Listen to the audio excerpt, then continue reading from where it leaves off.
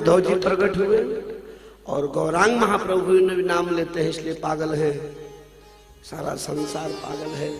श्री उद्धव जी रुक्मणी आदि रानियों को कथा सुना रहे हैं भागवत के महात्म्य में, और कहते हैं श्री जमुना जी प्रकट हो गई जो बहुत सुंदर थी और उनका बदन जो था वो नीला था, नीले हैं ठाकुर। और जमुना जी इतनी सुंदर थी कि श्री उद्धव जी लिखते हैं कि कोई पहचान नहीं पाया, ऐसा लगा कि श्याम सुंदर ही प्रकट हो गए। ऐसे सुंदर मतवाली चाल, पैरों में पैजनी, और सबने देखा, सबने प्रणाम किया जमुना जी को और कहा, हे कालिंदी, हम सभी भगवान के वियोग में उदास हैं, क्योंकि द्वारिका को साप है और आप बड़े मतवाली चाल में चल रही हो, बात क्या है? बोले इसलिए है कि तुम कृष्ण को अपने से दूर देखती हो और मैं कृष्ण को अपने साथ देखता हूं। श्याम सुंदर मेरे से दूर नहीं है, इसलिए शायर कहता है, चले उद्धव जब मथुरा से तो वृंदावन निकट आया, वहीं से प्रेम ने अनोखा रंग दिखलाया। उलझ कर वस्त्र में कांटे लगे उद्धव को समझाने, तेरा ज्ञान पर्दा फाड़ देंगे प्रेम दी। और जब जमुना किनारे गए, जमुना जी कैसी हैं? ओह, आज भले ही जमुना विदग्ध हो चुकी है, लेकिन जमुना तो जमुना, सोना तो सोना ही होता है साहब।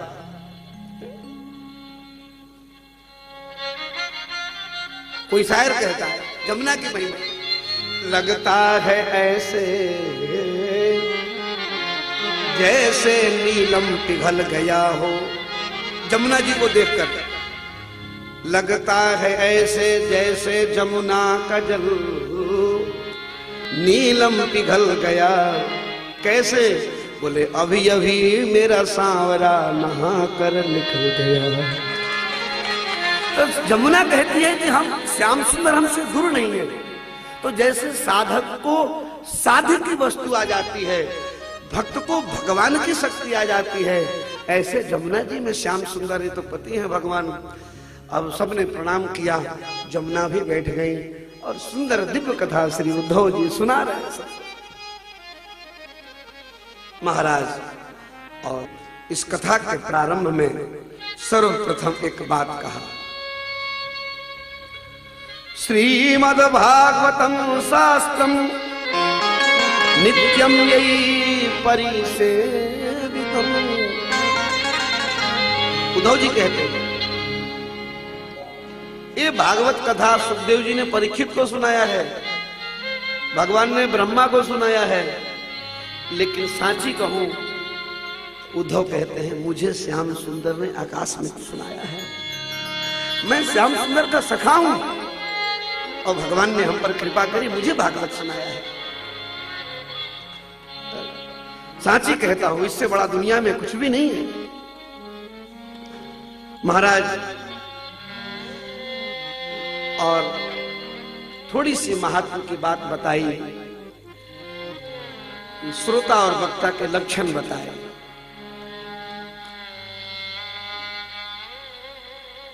जो कथा करने वाला हो और कथा सुनने वाला हो, उसके कुछ लक्षण बता दिए।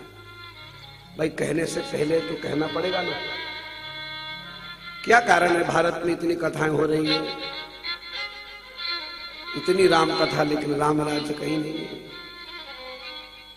कौन नहीं जानता राम जी कौन थे, कौन नहीं जानता कृष्ण कौन थे, लेकिन फिर भी लोग करोड़ों रुपए खर्च कर देते हैं।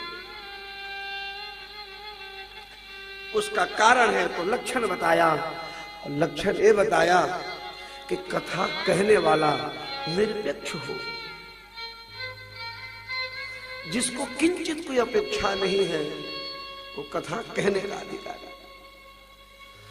इच्छा नहीं, निरपेक्ष का अर्थ होता है जिसको मोक्ष की भी कामना नहीं हो, उसका नाम है वो कथा। कथा मोक्ष के लिए नहीं की जाती, कथा प्रेम के लिए की जाती है। ये प्रेम प्रदाता है। मोक्ष तो छोटी वस्तु है। भागवत कथा से भक्ति मुक्ति करतले स्थिता, मुक्ति तो हाथ में आ जाती है। मुक्त होने वाले भी लोग भटकते हैं।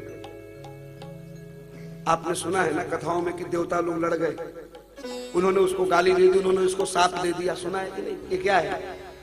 आप देवता बनना चाहते हो, देवता गाली दे रहे। तात्पर्य मुक्त और मोक्ष बड़ी बात नहीं है। मनुष्य जीवन का अर्थ केवल प्रभु प्रेम की प्राप्ति है। तो कहा कि वक्ता निरपेक्ष हो, वक्ता सुहृद हो। सुहृद सबसे प्रेम करने वाला हो। सुहृद का अर्थ होता है वक्ता गरीब को ज्यादा आदर करे, अगर धनवान को आदर करेगा तो कथा बिगड़ जाएगी। यही कलिकाल है, इसलिए कथा का प्रभाव नहीं है। धनवान को सब लोग आदर देते हैं, जिस दिन निर्धन को आदर शुरू हो जाएगा उस दिन भारत में रामराज की स्थापना हो जाएगी। यह संभव नहीं।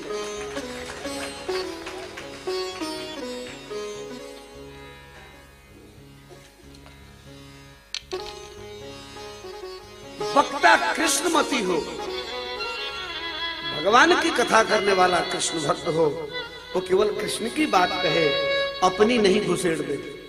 मैंने ऐसा किया, मैंने वैसा किया। इस दुनिया में किसको किसको बताओगे कि मैं बड़ा सुंदर हूं, मैं बड़ा स्मार्ट हूं, मेरा ऐसा मकान है, मेरा 3 ताला का है, मेरा चौराहे पर है, मेरी गाड़ी है, मेरी फैक्ट्री है। किसको किसको सुनाओगे साहब? दुनिया इसी चक्कर में पड़ी हुई है, लोग मुझे जाने। कौन किसको, यहाँ 130 करोड़ लोग भारत में है, कोई किसी को जानता है इसमें से? लेकिन आदमी अहंकार में बैठा है। 10-5 लोग पड़ोसी होते हैं, उसी को दिखाता रहता है, मेरा पीला हो गया, मेरा लाल हो गया। जिस दिन इससे दूर हो जाओगे बस भगवान में मन लग जाएगा।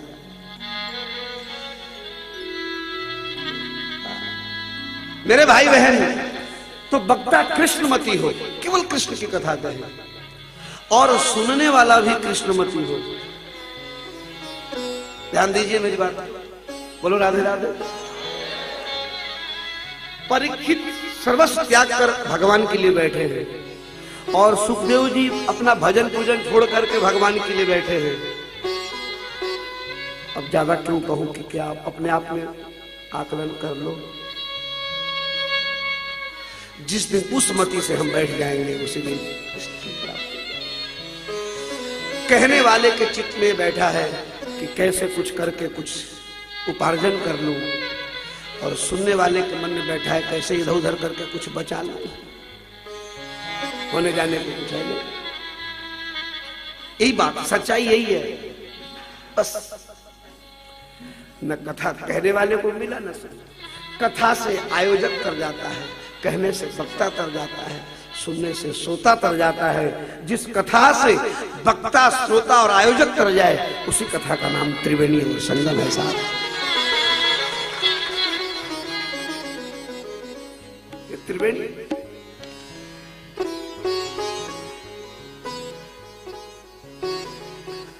वक्ता के कुछ लक्षण बता दिए, कुछ श्रोता के लक्षण बताए। श्री उद्धव जी कह रहे हैं, भागवत का अंतिम महात्मा कह रहा हूं, शुरुआत नहीं हुई है, अंतिम कथा है जो आज के वक्त कम लोग के। और बोले श्रोता के भी कुछ लक्षण बता दिए। पहला बताया कि स्वचातकी यथाम्बोध मुक्ते पाथ से चातक। एक चातक होता है, और आपने नाम सुना है, देखा तो शायद नहीं होगा। चातक को केवल स्वाति के बूंद से ही प्रयोजन होता है, और किसी से। उत्तम श्रोता भगवान की जो प्रेम चाहता है, उसका पहला लक्षण है वो कथा के चातक के समान हो। इसलिए राम राजो कृष्ण, क्योंकि लक्ष्य नहीं रहा। पहला लक्षण। हमने सुना है मथुरा में एक बनिया उन्होंने 150 कथा का संकल्प लिया और माथे पर भागवत रखकर नैमिषारण्य में उन्होंने 108 कथा कराई मथुरा से जाता। किसी किसी की लगन लग जाती है। तो चातक ये होता है कि उसको केवल स्वाति बुल से प्रयोजन है। पहला श्रोता का लक्षण है।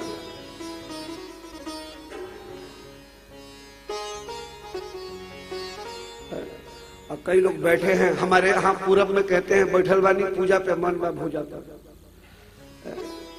नारद जी एक राजा के पास गए, बोले बोले भाई सिपाही, बोले हाँ, बोले राजा से पूछो कहो नारद जी आए हैं।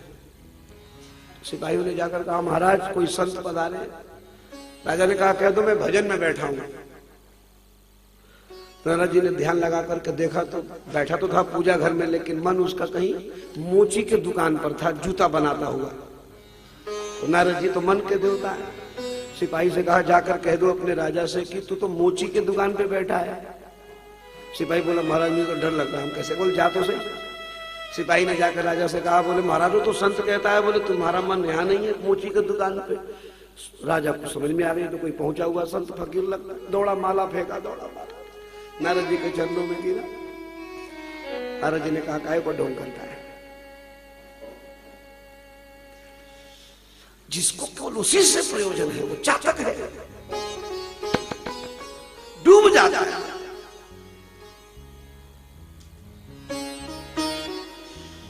दूसरा बताया हंस। हंस केवल सरोवर में होता है, मानसरोवर। और हंस में एक कला है दूध, नीर और क्षीर को अलग करने की। हंस प्रकार का जो श्रोता होता है वो कहीं एकांत बैठकर चुपचाप अपने दूध रूपी प्रेम को प्राप्त कर लेता है और अन्य कथाओं को नीर के समान पृथक कर देता है। ये उत्तम श्रोता का लक्षण है। दूसरा हंस है, केवल भगवान की कथा सुने। और तीसरा होता है वो है सुख, तोता। और जैसे तोता बहुत मधुर मधुर फल खाता है और जिस फल में अपनी दांत लगा दो वो मीठी हो जाती है।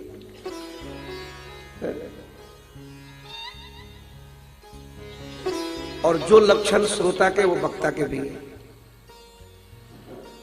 श्रोता बहुत मधुर हो, दैन हो, सबसे कहे भैया महाराज जी ने बात कही ना, कहा ना कि सत्य पे चलना चाहिए।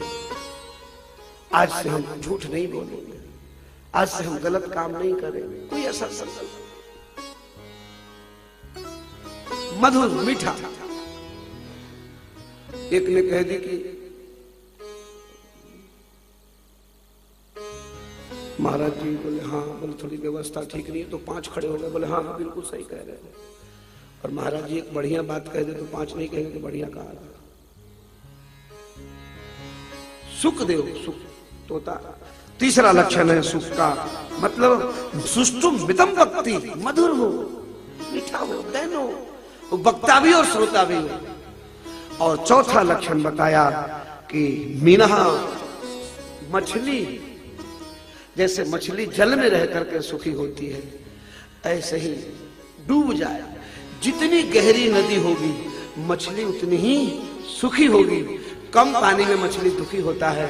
अगर चित्त कथा में नहीं डूबेगा तो इतना आनंद की प्राप्ति नहीं होगी। इस श्रोता के उत्तम लक्षण बता दिए।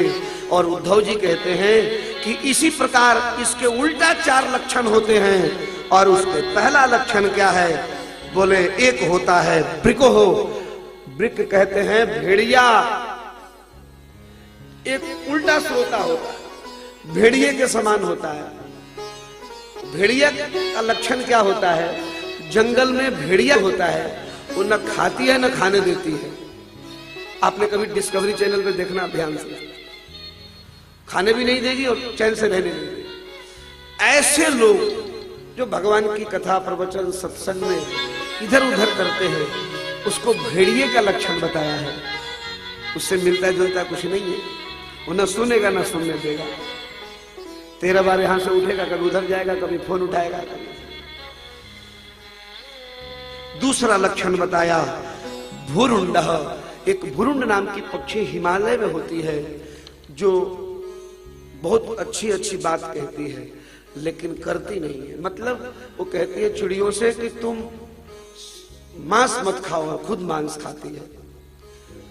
कुछ ऐसे भी सेकंड क्लास के लोग होते हैं जो कि दूसरों से कहते हैं देखो झूठ नहीं बोलना चाहिए, ऐसा नहीं कहना चाहिए, और खुद करता है। ये भ्रूण नाम के लक्षण है।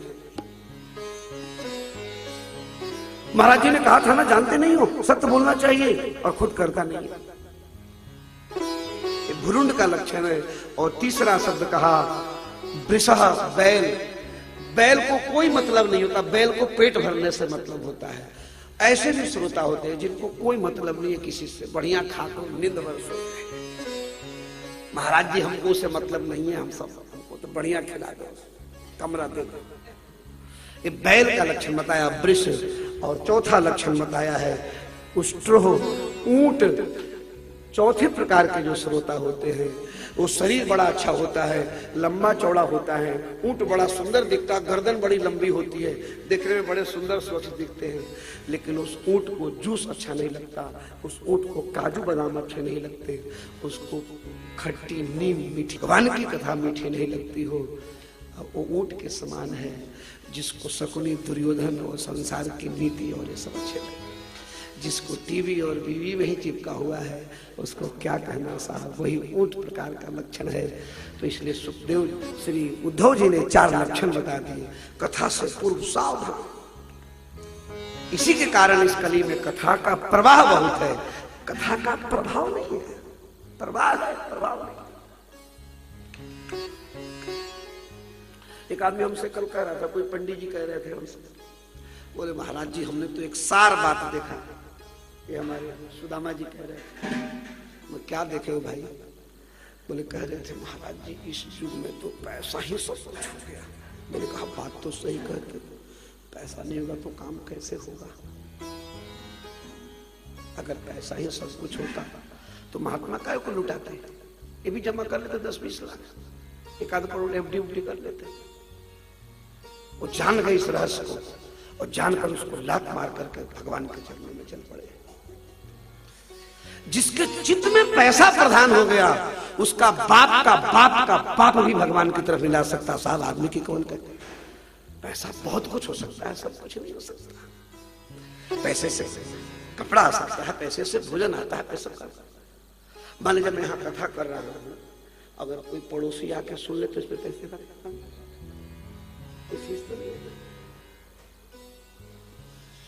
बहुत जरूरी है। उसको चित्त में जगह मत दो। मेरी प्रार्थना है आप सबसे, मुझे भी चाहिए, मैं भी अपनी अक्ल बुद्धि विद्या प्रारंभ से लेता हूं, लेकिन उसको चित्त में जगह मत देना। जिस दिन जगह पालेगा पैसा, उस दिन तुम्हारा चित्त चोर को नहीं संसार का चित्र बसा देगा। श्री डोंगरे जी कहते थे पैसा मारो परमेश्वर, पत्नी मारी गुरु। आजकल के लोग पैसा मारो परमेश्वर, पत्नी मारी गुरु। अरे सैया छोकरा शालिग्राम, तो पूजा को नहीं करो। ए महाराज जी बोले हमने तो सार बात सीखी है। बोले क्या? गृहस्थ धर्म सबसे बड़ा धर्म है। मैंने कब कह दिया धर्म है? लेकिन तुमने पत्नी को ही बीवी और उनको ही शालिग्राम बना रखा है, फिर क्या होगा? डोंगरे जी दूसरा श्लोक कहते थे कस्तूरी की क्यारी करी। इतनी सुंदर कथा सुनाई। कस्तूरी की क्यारी करी, केसर की करी खाद, अब पानी दिया गुलाब का, तो प्याज की प्याज। या जग में दो बड़े दामोदर और दामोदर बैठे रहे, दाम करे सबका। बोलो राधे राधे। लेकिन जिसने दामोदर को पकड़ लिया उसका वो भी सुधर जाता है और दाम भी आ जाता है, और जिसने केवल दाम को पकड़ा उसका दमन भी बिगड़ जाता है और दामोदर छूट जाता है।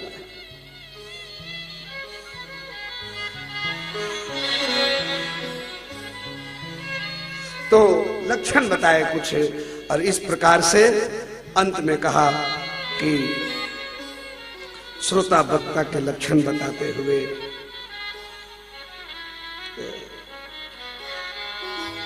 कृष्ण प्राप्ति कर्म सस्वत प्रेमानंद फल प्रदम।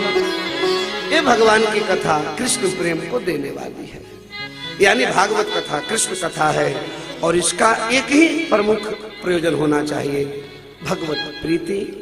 दूसरा अगर कोई प्रयोजन है, वैसे भागवत तो कल्प तरू है, सब कुछ देती है प्रदान, लेकिन प्रयोजन भागवत का। बोलो वृंदावन बिहारी लाल की जय, भागवत भगवान की जय। अब भागवत की दूसरा महात्मा स्कंद पुराण में जो लिखा है, श्री वंदना करते हैं वेदव्यास भगवान। आइए हम सब सच्चिदानंद रूपाय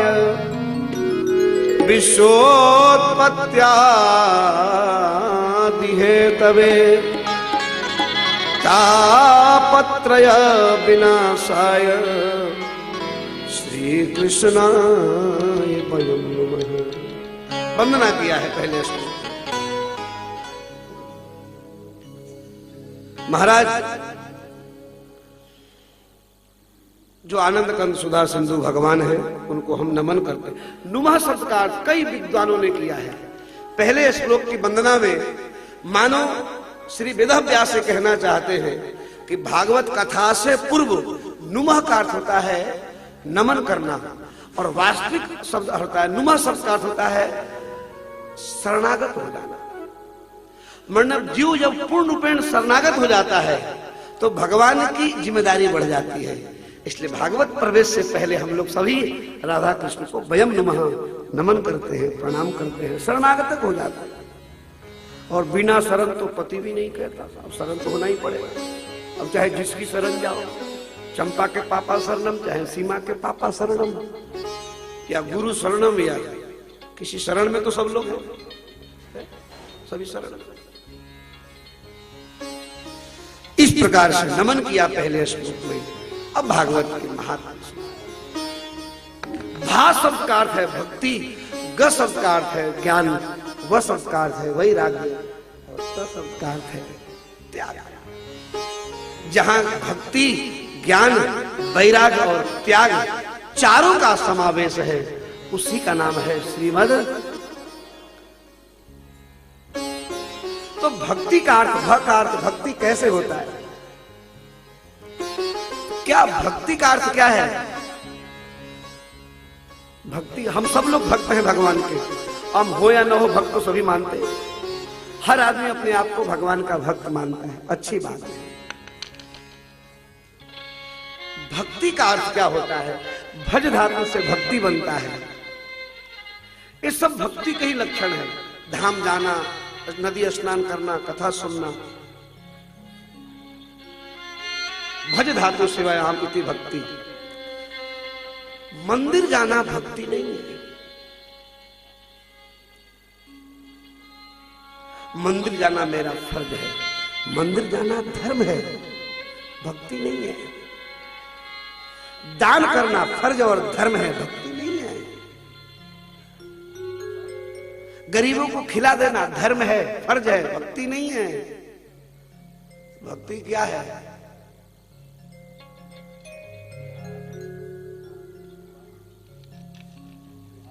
हम तुम्हारे थे प्रभु जी, हम तुम्हारे हैं, हम तुम्हारे ही रहेंगे ओ मेरे प्रिय। हम तुम्हारे हैं प्रभु, हम तुम्हारे तुम्हारे ही रहेंगे।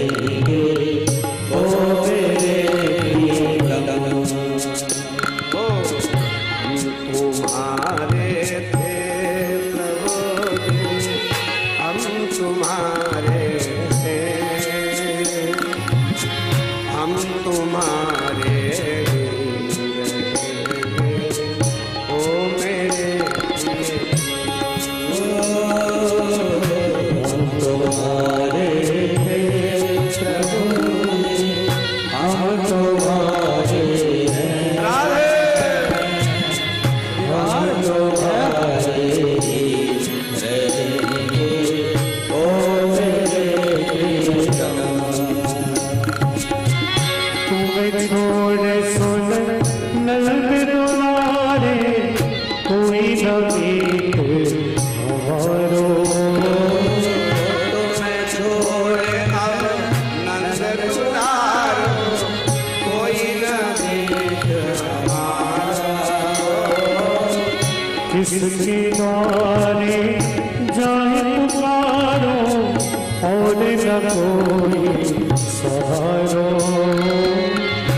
इसके द्वारे जाए पुकारो और न कोई सहारा अब तो आके आप पकड़ो ओ मेरे प्रियतम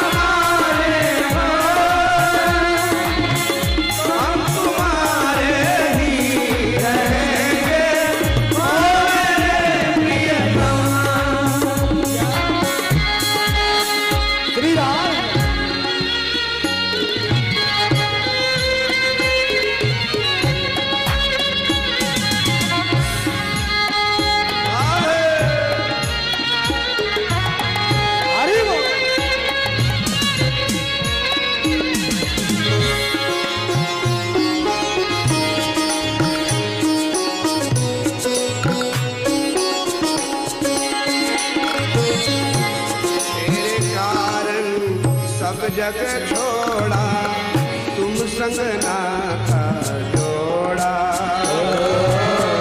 तेरे कारण सब जग छोड़ा तुम संग नाता जोड़ा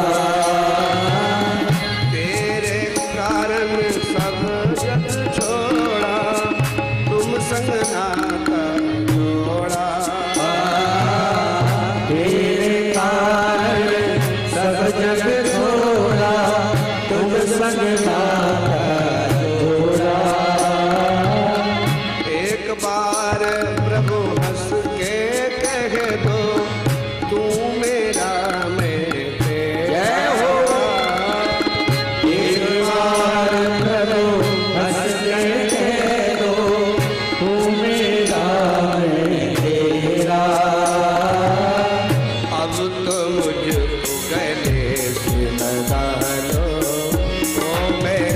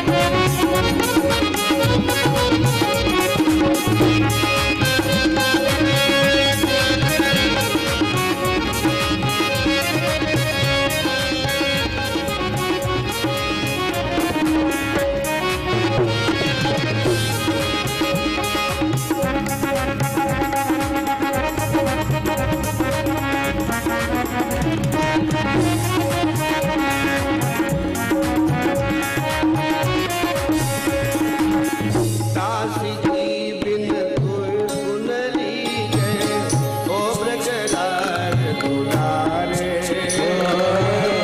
दासी की सुनली जय ओ ब्रजराज दुलारे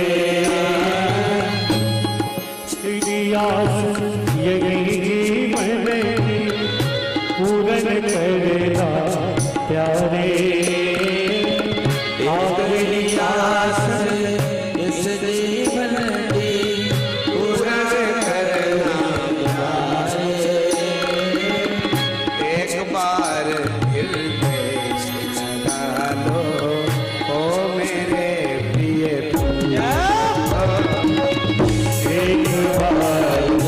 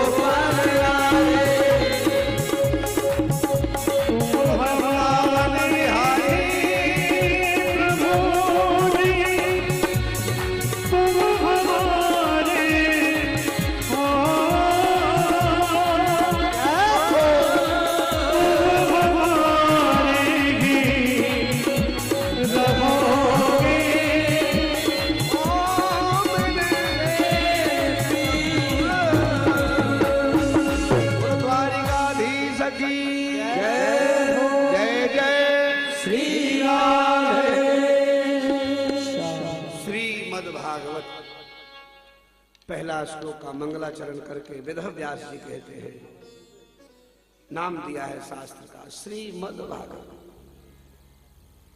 श्री नाम है श्री राधा का, श्रीयते इति श्री, श्रुणोति इति श्री, श्री नाम राधा। मद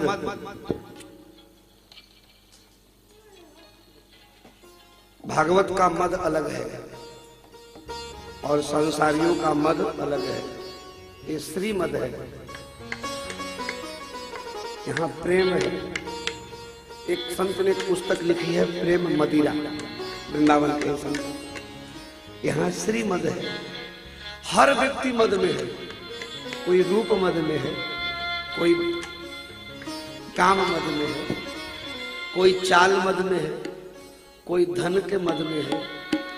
मद में है, हम श्री मद में हैं। बोलो राधे राधे। व्यक्ति जो काम मद में होता है वो परेशान रहता है। काम मद का अर्थ होता है जिसको हर घड़ी देखो बोले काम है, क्या है? तो काम है। क्या है? बोले बहुत काम है, बोले काम है, काम है। यानी जीवन इसका हराम है। जो काम मद में है, काम का अर्थ होता है इच्छा, काम का अर्थ होता है चाहना। व्यक्ति काम मद में जीता है, हर व्यक्ति। अगर जब तक काम नहीं होगा आदमी जी नहीं सकता। जीने का भी इच्छा है, वो भी काम है, जीने की तो इच्छा है। काम मद में क्या होता है, किसी की मकान देख ली, बहुत बढ़िया मकान है, ऐसा मैं भी बनवाऊंगा। अब जितना इतना मन में सोचा नहीं कि काम मद एक इच्छा की चढ़ गई। किसी की गाड़ी देख ली, बोले ऐसी गाड़ी तो हम भी लेंगे, और जब तक लेगा नहीं तब चैन नहीं पड़ेगा, क्योंकि वो चढ़ गई काम। इसलिए ये सब चीज कभी चढ़ने मत दो चित्त पर। किसी ने किसी की लुगाई देख ली, बोले हमको भी ऐसा चाहिए,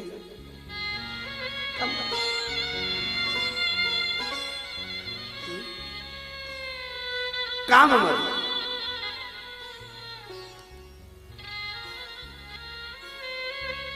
एक आदमी ने हमारी घड़ी देख ली, बोले महाराज जी बहुत बढ़िया, हमें दे दो। मैंने कहा हमें तो खुद मिला यार, हम तो मांग के लाते हैं।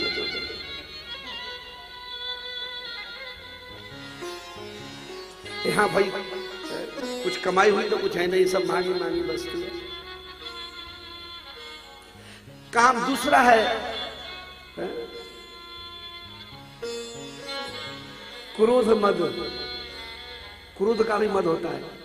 पुरुषों को घर में क्रोध दिखाने में बड़ा आनंद आता है, जानती नहीं हो? मेरे से बिना पूछे अब स्त्री डर जाती है तो थोड़े से खुश हो जाते हैं, देखो देखो मेरी बात मानती। एक क्रोध मद है। कई लोग अपने आंख दिखाकर लोगों को शांत करना चाहते हैं, और कई तो ऐसे क्रोधी होते हैं उसके चेहरे पर जब भी देखो तो क्रोध तमतमाया रहता है। गांव में कई लोग ऐसे मिल जाते हैं। क्रोध भी मद है।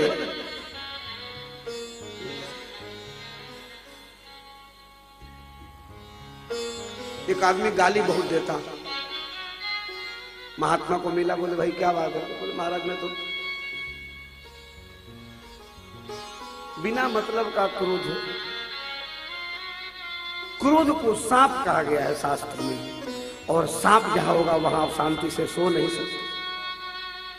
क्रोध सांप है, और सांप हमें डसेगा, हम तुमको देंगे, तुमको डस लेगा। सांप तुम्हारे पास, तुम्हें डस लेगा। क्रोध ऐसा सर्प है, पिता को क्रोध है तो पत्नी पर भी होगी। पति ने पत्नी को क्रोध रूपी सांप पकड़ाया, और पत्नी ने अपने पुत्र को क्रोध रूपी सांप दे दी।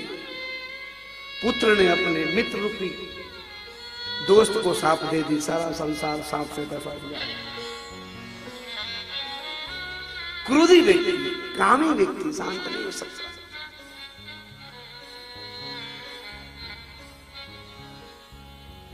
तो काम मद, क्रोध मद, लोभ मद, सब मद है। यहां श्री मद है। मद का अर्थ होता है मधु प्रत्यय से मद बनता है। यहां श्री भगवान का मद। भगवान से प्रार्थना करो, हे द्वारिकाधीश तुम्हारे शरण में आए हैं 7 दिन तक। एक प्रार्थना करता हूं, आज कथा सुनने आया हूं, तो कथा सुन करके मेरी प्रार्थना है कि संसार का न काम मद चढ़े हम पर, न क्रोध मद चढ़े, न लोभ मद चढ़े, न ईर्ष्या का मद चढ़े। अगर चढ़ना हम पर है तो हम पर राधा रानी तुम्हारी भक्ति का मद चढ़ जाए। ये श्री मद है।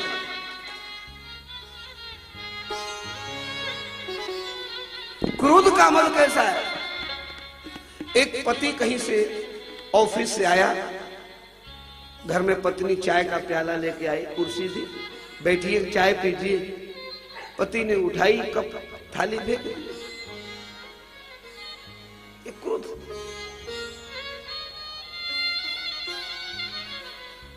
चाय पी लो, बोले खून पी लो।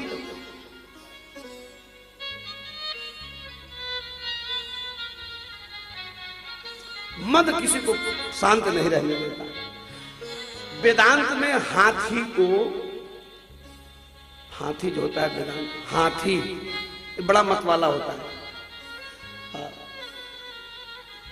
और अभी कथा आएगी हाथी की भागवत में। मद वाले व्यक्ति की चाल अलग होती है, वो महात्मा लोग पहचान लेते हैं। साधु को कोई नहीं पहचानता, साधु सबको जान लेता है। अंतर यही है कि साधु को ये संसार के लोग मूर्ख समझते हैं, और साधु इनको मूर्ख समझता है। तो कौन मूर्ख है कैसे बताया जाए?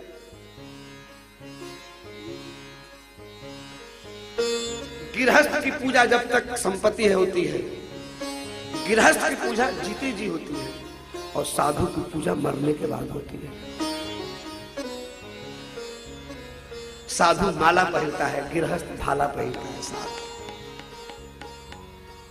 क्योंकि वो काम मद में है, वो क्रोध मद में है। हाथी, हाथी आदमी को ज्यादा परेशान करोगे तो हर व्यक्ति पता है क्या बोलेगा? हम तेरे से कम है क्या? तुम्हें क्या समझता है?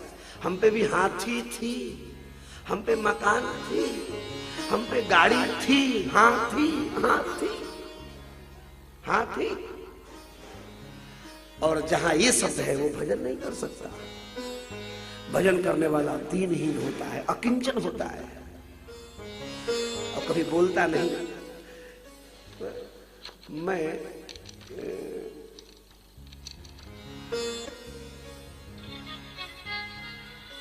कहीं की घटना है कल परसों की, कहीं कोई एक अनभिज्ञ अल्पज्ञ व्यक्ति बैठा हुआ था, वहां मेरा जाना हुआ मुझे याद नहीं आ रहा है। वो कोई ऐसा लगता था अनपढ़ हो, लेकिन उसने एक बात कह रहा था 4-5 लोगों में। हाँ जी, मैं दिल्ली से ट्रेन में फ्लाइट पकड़ने दिल्ली जा रहा था वृंदावन से, फ्लाइट भी छूट गई।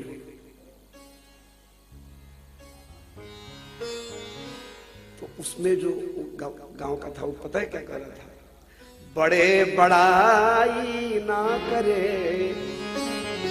बड़े न बोले वो, रही मन हीरा कब कहे, लाख टका मिल। सूरज कभी नहीं कहता कि मैं आता हूं, बादल कभी नहीं कहता, समुद्र कभी इतराता नहीं है। समुद्र जिसका दर्शन करते हो आप सीखो इससे। महाराज जी कल कह रहे समुद्र भगवान ही तो है, द्वारकाधीश। समुद्र को देख करके लगता है कि आहा, नल में जो पानी आती है वहीं की देन है। मेरे जीवन की घटना समुद्र से शुरू होती है। मुझे बहुत प्रेम है समुद्र से। आप समय मिले तो माला लेकर समुद्र के तट पर बैठ के भजन करो, और उस नीले नीले जल को देखकर वहीं श्याम सुंदर को प्रकट करो। हो सकता है कन्हैया कहीं साथ। समुद्र भगवान है, सृष्टि इसी से बनी है और सृष्टि इसी में समा जाएगी। मेरे भाई बहन, हाथी ये अहंकार है।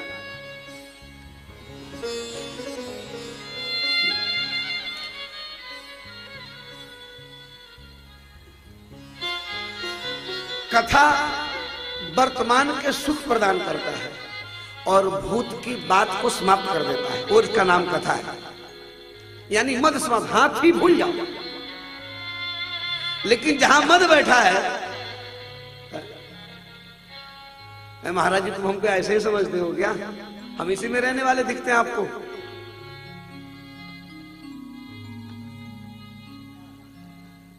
ये बड़े अच्छे लोग हैं। मैंने इनसे कहा कि साहब अभी सब कथा में मुझे क्या करना? बोले मेरे कमरा ही ले लो भाई। बोले नहीं नहीं, आप तुझसे ले लो। हाथी काम मद क्रोध मद ठीक नहीं है, इससे नाश हुआ है, बना नहीं किसी का। आपको पता है जब माता रुक्मणी जी का यहां से 2 किलोमीटर मंदिर है, आप जाएंगे दर्शन करने। जब रुक्मणी जी ने 12 वर्ष तक तपस्या किया, दुर्वासा को निमंत्रण दिया, और दुर्वासा जी जब भोजन करने आए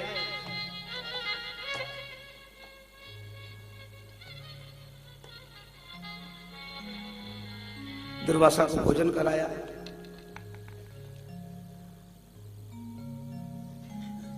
पानी तो पीने को था नहीं, अकाल पड़ गया। रुक्मणी तपस्या करने बैठी और पानी को मीठा किया, तो भगवान ने सबको निमंत्रण कर दिया। दुर्वासा ने कहा भोजन तो कराया मगर पानी नहीं पिलाई। सबको पूछ लिया, हमसे नहीं पूछा। तो दुर्वासा ने श्राप दिया, जाओ यहाँ का जल ही खारा हो जाए। इस तरह खारा जल है यहाँ पर। रुक्मिणी बैठी है, 12 वर्ष तपस्या कर रही। वशिष्ठ की, गुरु वशिष्ठ की पालक पुत्री है गोमती, ज्ञानी हो गई गोमती। तो सोचा कि इसकी शादी कर दूं। तो सोचा चलो द्वारिकापुरी चलता हूं। गोमती पीछे से चल रही थी, वशिष्ठ जी आगे चल रहे थे। और जब गोमती दिखी नहीं तो वशिष्ठ रुक गए कि नौजवान बेटी है, न जाने कहां रह गई, राजा है। तो द्वारकाधीश ने सोचा और भगवान गए मथुरा।